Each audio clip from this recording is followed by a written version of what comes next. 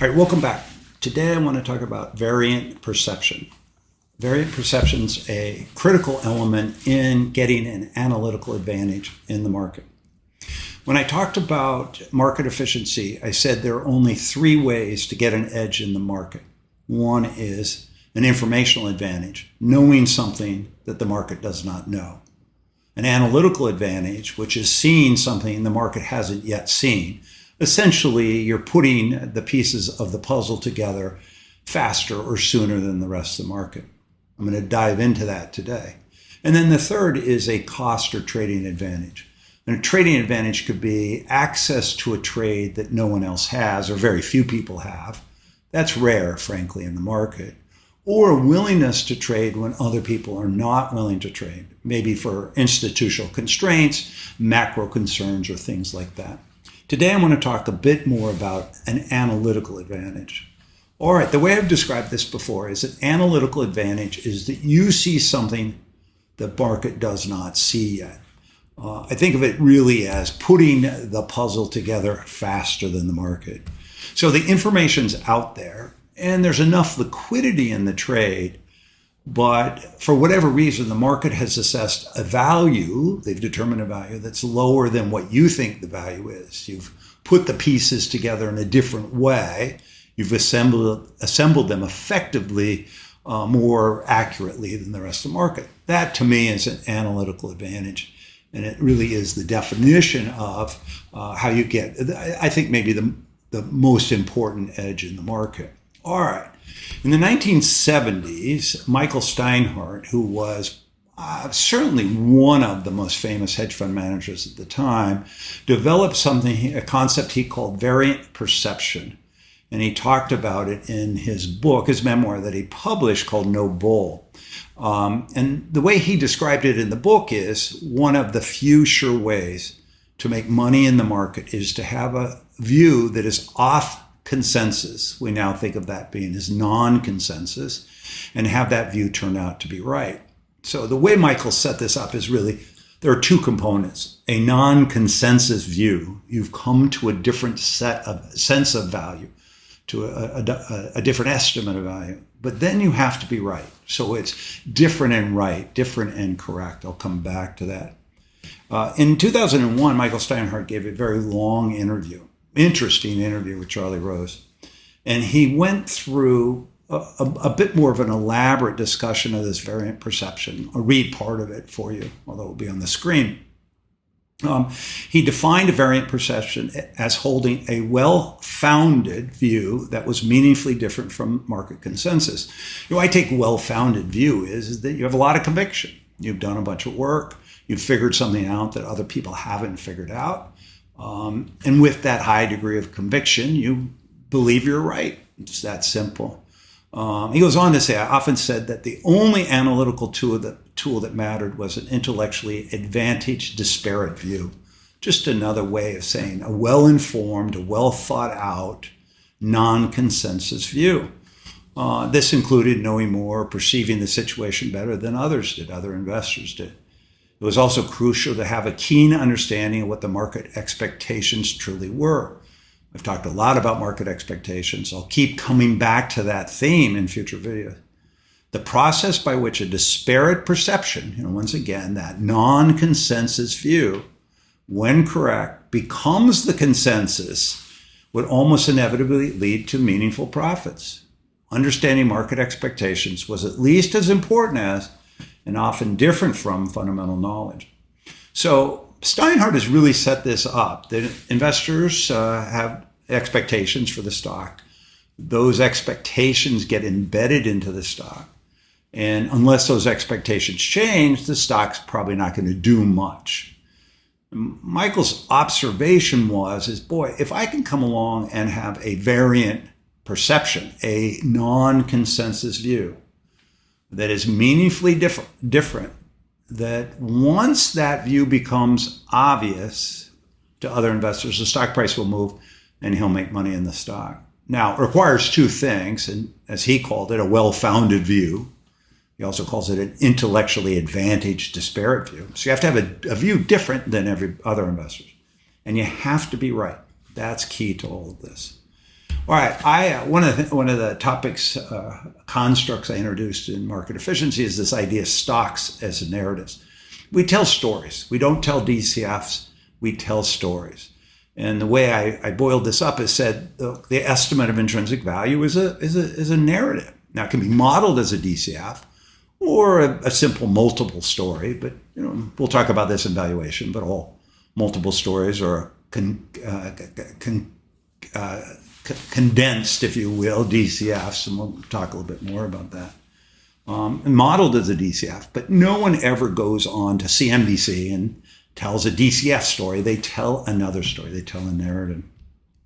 And the stock price, is essentially a consensus of all narratives. I know for some people that might not make perfect sense, but it's essentially buyers and sellers battling it out in a marketplace with different stories, different narratives, different views.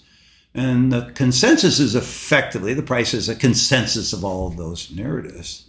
All right, variant perception, variant perspective, I'm going to use both phrases, is an alternative narrative. You basically have a different story you're telling. It could be an earnings acceleration. It could be earnings deceleration. It could be higher profitability. It could be better execution by management. It could be a new product coming on. It could be changes in competition.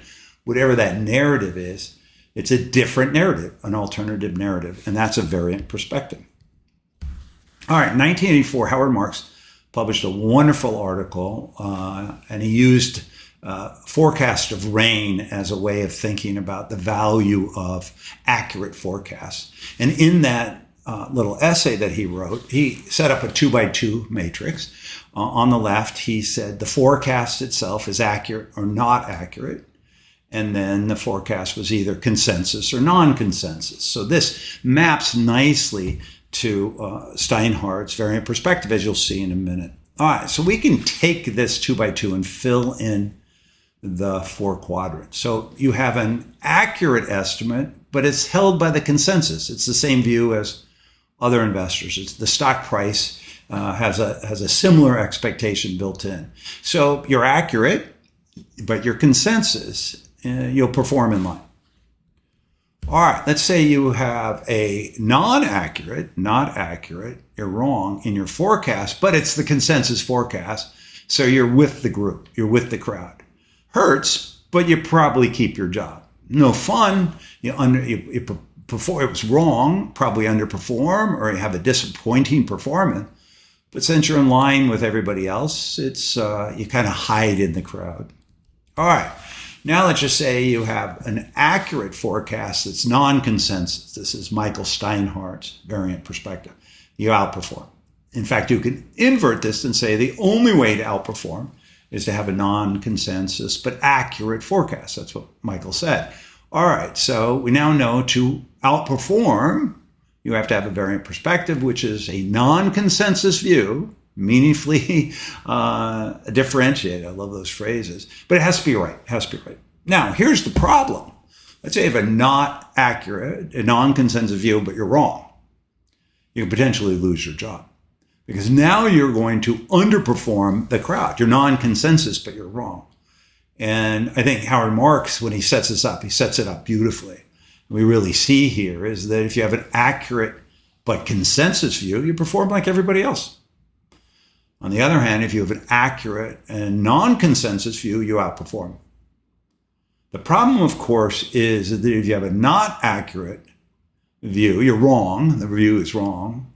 If you're with the crowd, you're probably okay. You hide in the crowd. No one kills the zebra in the middle of the crowd. But if you have a not accurate view and it's non-consensus, you potentially lose your job. An enormous amount of career risk.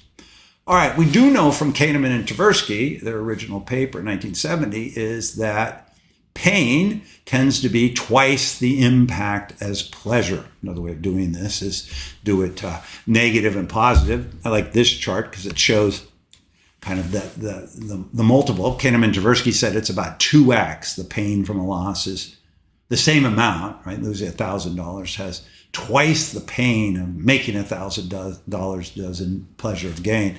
It's 2x, obviously one's negative.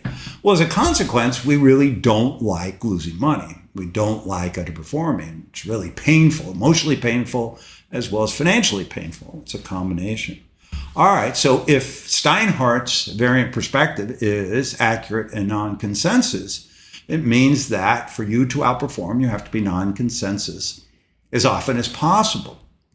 But that non-consensus can lead to being wrong and having that impact on your financial impact as well as professional impact. All right, so what is a variant perspective? Variant perspective is either you have a higher estimate of value than the rest of the market. You just think it's worth more, the company's worth more money.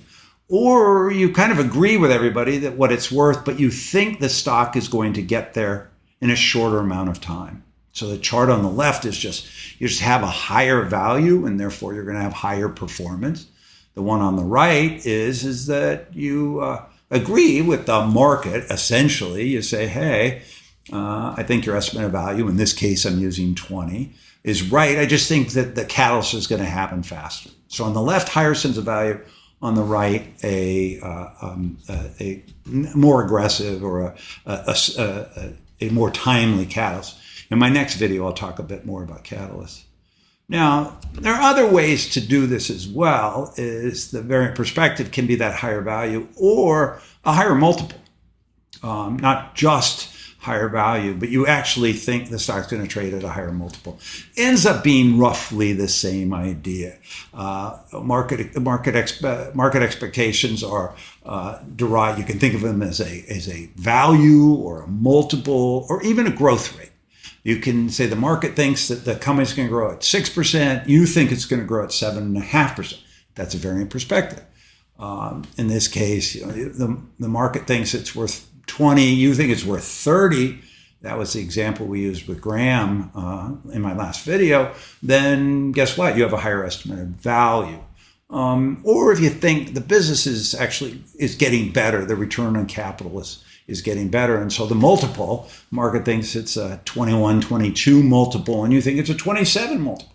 It's all the same thing. You have a different sense of value, whether you articulate that in terms of the actual dollar value, in terms of the growth rate, or in terms of the multiple. It's all essentially the same thing. And then, of course, higher growth always leads to higher value, of course, with the assumption that growth generates economic value, which I'll talk about when we start talking about valuation in a couple of videos. So if you have a higher growth estimate than the market, as I discussed, it's essentially a higher sense of value.